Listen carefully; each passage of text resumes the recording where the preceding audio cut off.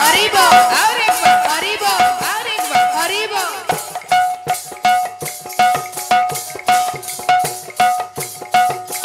जसपेरो भाई प्रेम से राधे श्याम अरे मोर तो बाबू रे तो भाई यार तो भाई ठीक अच्छे लेकिन तुम्हें जन गुरुंकर गोटे प्यार कर ना भूले गला वंदे नुहे से नमो गुरुदेव ब्रह्मा विष्णु शिव वंदे गौरांग मोहन नाम प्रेम भाव दिय गुरुदेव चरण करी बंधन मंगलाचरण त्रिविध प्रमाण हरि नाम संकीर्तन देह मन प्राण आत्मा समर्पण गली श्री गुरु पादे शरण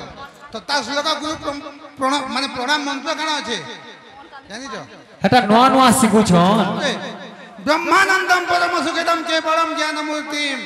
द्वंद्वातीतम गगन सत्वसम तत्तमस्यति लक्ष्यम एकम नित्यम विमलमतलम सर्वाधि साक्षी भूतम भवती तम त्रिगुण रहितम सद्गुरु तम नमामि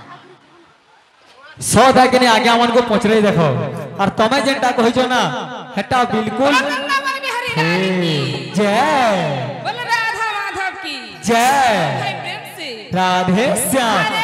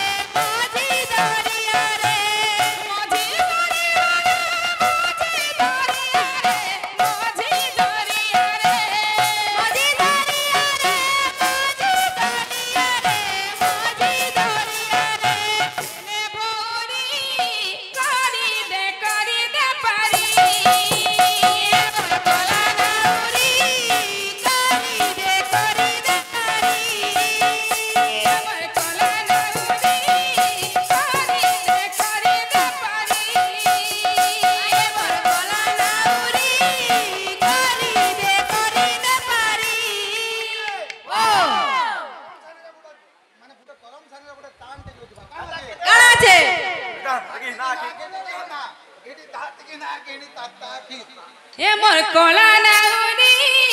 कोरी दे पारी ये मोर कोला नाउनी कोरी दे पारी ये मोर कोला नाउनी कोरी दे पारी ये मोर कोला नाउनी कोरी दे पारी ये मोर कोला नाउनी कोरी दे